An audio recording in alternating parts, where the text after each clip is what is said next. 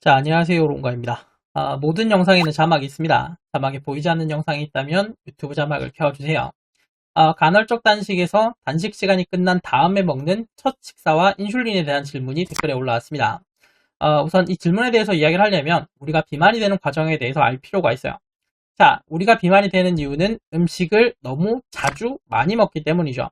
우리가 음식을 먹으면 그 음식의 영양소가 몸에 들어오는데 이 영양소를 처리하는 일을 하는 호르몬이 인슐린입니다. 우리가 음식을 자주 많이 먹어서 몸에 영양소가 자주 많이 들어오게 되면 이걸 처리하기 위해서 인슐린도 자주 많이 필요하게 되겠죠. 인슐린이 하는 일 중에 하나가 체지방을 늘리는 거기 때문에 인슐린이 자주 많이 나오게 되면 체지방이 자주 많이 쌓이게 됩니다. 자, 그리고 인슐린이 자주 많이 나오는 상황이 계속 반복되면 이 인슐린에 대한 반응이 점점 약해지게 돼요. 예를 들어서 달콤한 과자를 먹어서 그 맛에 적응하게 되면 그 과자보다 덜 달콤한 음식에 대해서는 단맛을 느끼지 못하게 되죠. 단맛을 느끼기 위해서는 과자보다 단맛이 더 강한 음식이 필요합니다. 자, 같은 개념에서 인슐린이 자주 많이 나오게 되면 우리의 몸은 그 상황에 적응하게 되고 그래서 같은 일을 하는데 더 많은 인슐린이 필요하게 돼요. 인슐린에게 반응하지 않고 저항하기 때문에 인슐린이 더 많이 필요한 건데 이것을 인슐린 저항성이라고 합니다. 인슐린 저항성이 강해지게 되면 같은 일을 하는데 더 많은 인슐린이 필요하고 더 많은 인슐린은 우리를 비만으로 만들죠. 그래서 다이어트에서는 이 인슐린 저항성을 개선해서 같은 양의 음식을 먹었을 때 나오는 인슐린의 양이 줄어들도록 하고 다시 인슐린 저항성이 생기지 않도록 인슐린이 자주 많이 나오지 않도록 해야 됩니다.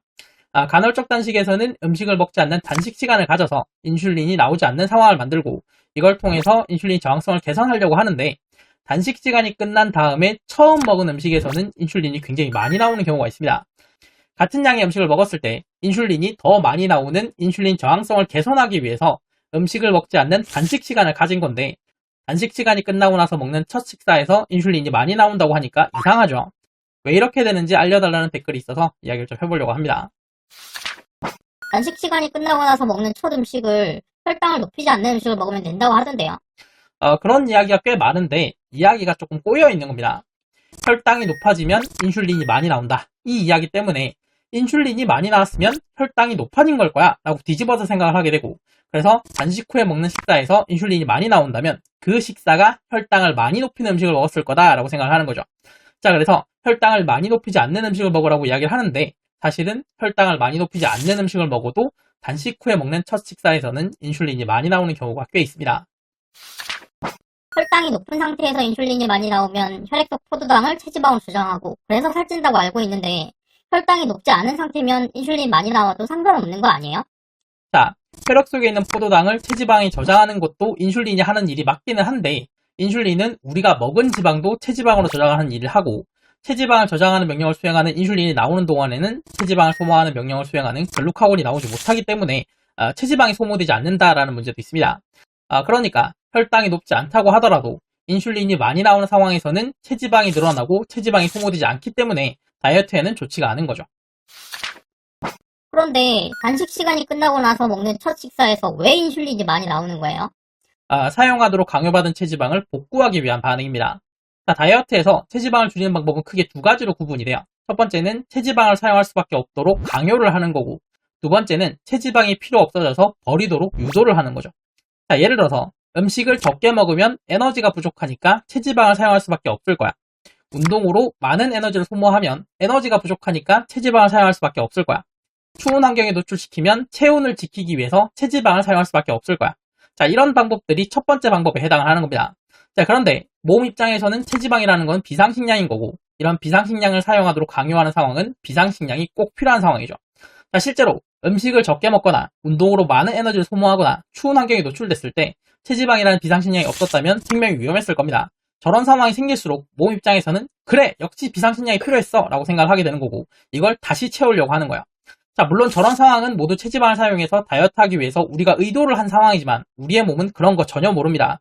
그저 어떻게든 생존하라는 본능을 충실하게 따르고 있을 뿐이에요. 자, 실제로 음식을 적게 먹는 저칼로리 식단을 하게 되면 저칼로리 식단에 맞춰서 기초대사량이 낮아지게 되는데 이것 때문에 저칼로리 식단을 하다가 멈추면 요요가 오게 되죠. 운동으로 소모하는 칼로리를 늘리게 되면 우리의 몸은 운동하는 상황에 맞춰서 운동에 필요한 칼로리를 미리 준비해두게 되는데 이것 때문에 운동을 하다가 멈추면 살이 찌게 되기도 합니다. 추운 환경에 노출시키면 체온을 지키기 위해서 체지방이 줄어드는 건 사실이고 이것 때문에 겨울이 다이어트하기 좋다면서 다이어트 팁과 기사가 한동안 유행을 했었는데 이거는 어디까지나 단기간에 나타난 현상이었고 시간이 지나니까 그렇게 소모된 체지방은 모두 복구된다는 게 밝혀지면서 지금은 겨울이 다이어트하기 좋다라는 팁이나 기사는 모두 다 사라졌죠. 단식 시간이 끝난 다음에 먹는 첫 식사에서 인슐린이 많이 나오는 것도 같은 이유입니다. 단식 시간 동안 음식을 먹지 않으면 인슐린이 나오지 않고 인슐린이 나오지 않으면 반대의 일을 하는 글루카곤이 나오게 되는데 글루카곤이 하는 일이 체지방을 줄이는 거죠. 자, 따라서 단식 시간이 길어지게 되면 우리의 몸은 체지방을 사용하게 됩니다. 그런데 의도적으로 긴 단식 시간을 가지는 거는 체지방을 사용하도록 강요를 하는 거고 몸 입장에서는 지금은 음식을 먹지 않으니까 어쩔 수 없이 체지방을 사용하긴 하지만 지금 사용한 체지방은 다시 복구하려는 반응이 생기게 됩니다. 그래서 단식 시간이 끝나고 첫 식사를 했을 때 인슐린이 많이 나와서 사용한 체지방을 다 복구하려고 하는 거예요. 그래서 혈당을 높이는 음식을 먹든 먹지 않든 인슐린은 많이 나오게 되고 인슐린이 많이 나온다면 체지방은 늘어나게 돼요. 실제로 간헐적 단식이 유행하기 전까지는 음식을 먹지 않는 단식 시간이 너무 긴 것을 비만의 원인으로 보기도 했습니다. 자, 그래서 다이어트를 하기 위해서는 아침을 꼭 먹어야 된다는 의견이 지배적이었어요. 한 단계 더 나아가서 단식 시간이 길면 다음 식사 때 인슐린이 많이 나와서 비만이 되니까 의도적으로 음식을 자주 먹어서 단식 시간을 짧게 가지는 걸 권장하기도 했습니다.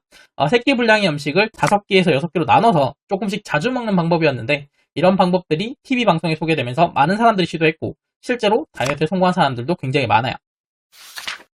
그러면 간헐적 단식은 뭐 효과가 없다는 거예요? 아니요, 그렇진 않습니다. 간헐적 단식이 효과가 없다는 게 아니라 하는 방법에 문제가 있다는 거예요. 간헐적 단식의 본질은 음식을 너무 자주 많이 먹는 게 문제니까 너무 자주 많이 먹는 걸 하지 않도록 단식 시간을 가지는 겁니다. 자, 그러니까 단식 시간을 가져서 식사량을 줄이고 식사량을 줄여서 살을 빼자라는 게 아니라 단식 시간을 가져서 너무 많이 먹던 것을 하지 않는 게 목적이에요. 단식 시간을 활용해서 음식을 자주 많이 먹지 않으면 더 이상 체지방이 늘어나지 않고 인슐린 저항성이 개선이 되죠. 그 뒤에 식사 시간에는 음식을 충분히 먹어서 몸에게는 체지방 이렇게 쌓아둘 필요 없으니까 버리라고 유도를 하는 거예요. 이런 방식으로 단식 시간을 활용을 하면 단식 시간이 끝난 다음에 먹는 첫 식사에서 인슐린이 많이 나오는 문제가 없습니다. 실제로 전날 저녁 식사가 끝난 다음에 다음날 아침까지 음식을 먹지 않으면 수면 시간이 있어서 꽤 긴 단식 시간을 가지는데 앞에서 이야기했듯이 아침을 먹지 않던 사람이 아침을 먹으면 다이어트가 됐으니까요. 자, 그러니까 단식 시간을 가지는 것 자체가 문제가 아니라 나에게 맞지 않는 너무 긴 단식을 가지는 게 문제라는 거야. 안타까운 점은 간헐적 단식에 대한 정보는 대부분 단식 시간에만 너무 초점이 맞춰져 있고 그래서 무조건 16시간의 단식을 지켜야 된다고 생각을 하거나 또는 단식 시간이 길면 길수록 다이어트에 좋다고 생각하기 때문에 간헐적 단식의 다이어트 효과가 줄어들게 되면 단식 시간을 더 늘리려고 합니다. 단식 시간이 너무 길어서 단식 후에 첫 식사에서 인슐린이 많이 나오고 그것 때문에 다이어트 효과가 줄어들고 있는데 단식 시간을 더 늘린다면 문제가 해결되는 게 아니라 악화가 되는 거죠. 단식 시간이 늘어났으니까 식사량은 더 줄어들고 식사량이 줄어들었기 때문에 살이 좀 더 빠지기는 하는데 굶는 다이어트나 저칼로리 식단도 초기에 살 빠지는 거 똑같아요. 자, 애초에 살이 빠지지 않으니까 단식 시간을 더 늘리겠다는 거는 그냥 표현을 단식 시간으로 했을 뿐이지 더 오래 굶겠다는 말이랑 똑같죠. 이건 간헐적 단식과 저칼로리 식단을 더 이상 구분하지 못하고 있는 겁니다. 실제로 단식 시간이 있기만 한다면 하루에 500칼로리만 먹어도 저칼로리 식단이 아니다 이렇게 주장하는 경우가 꽤 있는데 단식 시간이 있든 없든 하루에 500칼로리만 먹으면 그건 저칼로리 식단이 맞습니다. 애초에 500칼로리의 저칼로리 식단을 하는 사람 중에서 1시간마다 50칼로리씩 10시간에 걸쳐서 500칼로리를 먹는다든지 1시간마다 100칼로리씩 5시간에 걸쳐서 500칼로리를 먹는 사람은 없습니다. 500칼로리를 한 번에 먹고 나머지 시간은 전부 다 단식을 하거나 200칼로리나 300칼로리로 나눠서 두 번만 먹고 나머지 시간은 전부 다 단식을 하죠. 그러니까 실제로 하는 행동에서는 간헐적 단식과 차이가 없다는 거야.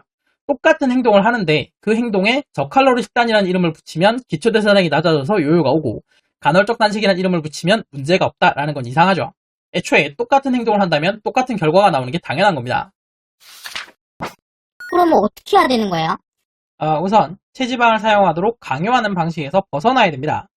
그리고 16시간의 단식이 맞는 사람은 16시간의 단식을 계속해도 되지만 16시간의 단식이 맞지 않는 사람은 자신에게 맞는 단식 시간을 찾아야 돼요.